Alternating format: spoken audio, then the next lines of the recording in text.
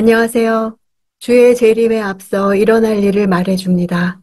오늘 본문은 데살로니가 후서 2장 1절에서 12절입니다. 1절. 형제들이여, 우리 주 예수 그리스도께서 오실 것과 우리가 함께 그 앞에서 모일 것에 관해 여러분에게 간청합니다. 데살로니가 전서에서도 여러 번 나왔던 주의 오심과 주를 영접함은 당시 사람들에게 익숙한 말입니다. 왕이나 황제가 어떤 도시를 방문할 때 오심, 파루시아라는 말을 썼고, 그때 그 도성의 지도자가 마중을 나가서 높은 분을 맞이하는 것을 영접이라고 했습니다. 재림에 대해 바울은 무서운 이미지로 말하는 것이 아니었습니다. 또 두렵게 하려는 것이 아니었습니다. 이것이 거짓 교사들과 다른 것입니다. 주의 오심은 우리에게 두려운 것이 아닙니다. 종말은 우리에게 두려운 소식이 아닙니다.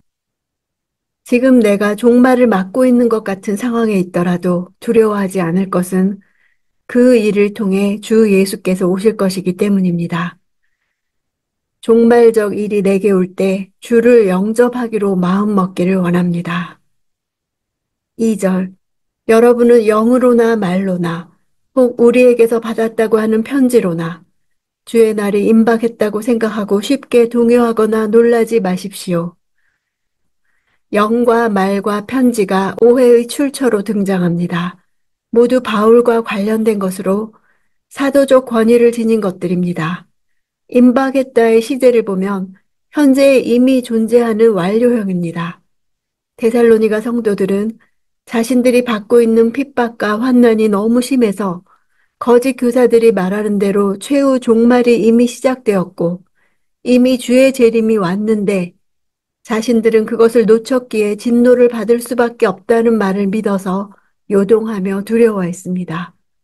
그들이 혼란에 빠진 이유는 현재의 환난들과 주의 날의 환난을 구별할 수 없었기 때문입니다. 쉽게 동요하다의 원어적 표현은 어떤 사실을 여과 없이 쉽게 받아들여 갈피를 못 잡는 것을 뜻합니다. 그들이 경험하는 핍박들이 주의 날의 증거와 일치한다고 생각했습니다. 3절. 아무도 여러분을 어떤 방식으로든 속이지 못하게 하십시오. 이는 먼저 배교하는 일이 발생하고 불법의 사람, 곧 멸망의 아들이 나타나지 않는 한 그날은 오지 않을 것이기 때문입니다. 바울은 주의 날이 때와 시는 알 수 없어도 분명 선행 증거들이 있다고 말합니다. 반드시 두 가지 현상이 있을 것입니다. 첫째는 배교하는 일, 둘째는 불법의 사람, 즉 적그리스도가 나타나는 것입니다.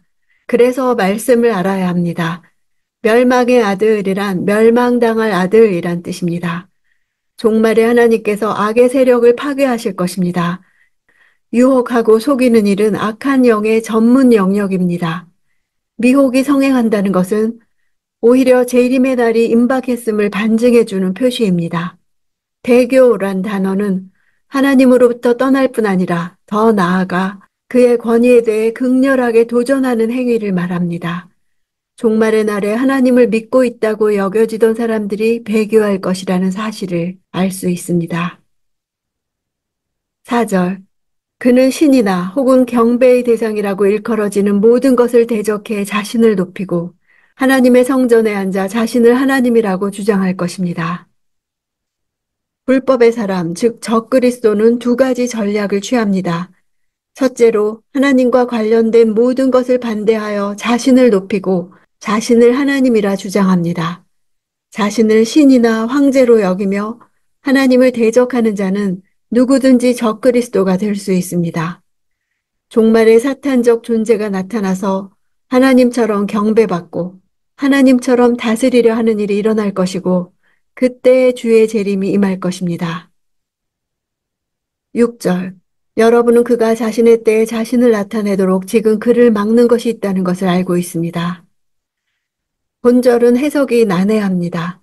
분명한 것은 불법의 사람이 서신을 쓰는 지금 출현하는 것은 불가능하다는 것입니다. 현재 나타날 수 없는 것은 이를 억제하는 막는 것이 있기 때문입니다. 막는 것은 중성으로 표기되어 있어서 복음의 능력이나 로마 황제나 세상의 법 또는 정부 또는 성령이라고도 말합니다. 그것이 무엇이든 그 힘이 어느 정도 불법의 세력을 막는 시기가 있어서 그 기간에 불법은 다소 은밀하게 활동한다는 것입니다. 그러나 그 막는 것이 옮겨지면 그 불법의 사람은 본격적으로 나타나 활동할 것이고 그와 동시에 예수의 재림이 있을 것이고 예수께서 그 권세를 파하실 것입니다. 그때에는 하나님의 경륜 안에 들어있는 때입니다. 이 하나님의 경륜의 때는 재림 직전에 하나님께서 잠시 허락하실 환난의 때를 말합니다. 그때까지 불법의 사람의 출현과 활동을 막는 어떤 세력이 있습니다. 7절. 불법의 비밀은 이미 활동하고 있습니다. 다만 지금 저지하는 자가 있어 그가 물러날 때까지는 그렇게 할 것입니다. 불법의 비밀이란 것은 불법의 비밀이 사람들 가운데 내적, 외적으로 강하고 활발하게 있음에도 불구하고 사람들이 그 사실을 인지하지 못하는 것은 그들이 하나님의 빛 가운데 거하지 않고 어두움 가운데 거하고 있기 때문입니다. 비밀이라는 개념은 그런 활동이 이루어지고 있지만 사람들이 깨달아 알지 못한다는 사실을 전제합니다. 여기서 저지하는 자는 남성으로 하나님 자신을 가리킵니다. 악한 힘은 지금 활동이 멈춰져 있습니다. 그 이유는 그의 때가 있기 때문입니다. 사탄은 하나님의 통제권을 빼앗으려 하지만 세상 끝에 대한 하나님의 계획이 있습니다. 하나님은 당신이 정하신 때까지 불법의 사람의 나타남을 막으실 것입니다. 역사의 끝이 되어서야 이 불법이 최후의 일을 행하려고 움직일 것입니다. 하나님은 구원 역사를 자기 뜻대로 이끄시며 계획하신 때에 모든 일을 성취하십니다. 8절. 그때 불법자가 자신을 드러낼 것이나 주 예수께서 그분의 입기운으로 그를 제거하시고 오셔서 나타나심으로 그를 멸망시키실 것입니다. 막는 자가 그 막는 활동을 중지하게 되면 불법한 자는 공개적으로 모습을 드러낼 것입니다. 비밀스럽게 활동하다가 막는 자가 더 이상 억제하지 않게 되는 그리스도 재림 직전에 그 모습을 완전히 공개하여 활개치게 됩니다. 불법한 자, 곧 적그리스도는 재림하신 주 예수 그리스도에 의해 멸망하게 될 것입니다. 그리스도께서는 창조 때처럼 그분의 입에서 나오는 말씀을 심판의 도구로 삼으십니다. 여기서 기우는 푸뉴마, 영어로 번역된 단어입니다. 재림하시는 예수께서는 말씀으로 적그리스도를 소멸시키실 것입니다. 마치 다메섹 도상의 바울을 막아서 하나님을 대적하는 계획을 막으셨듯이 적그리스도의 계획을 불가능하게 하실 것입니다. 11절. 그러므로 하나님께서는 미혹의 영을 그들에게 보내셔서 그들로 거짓된 것을 믿게 하십니다.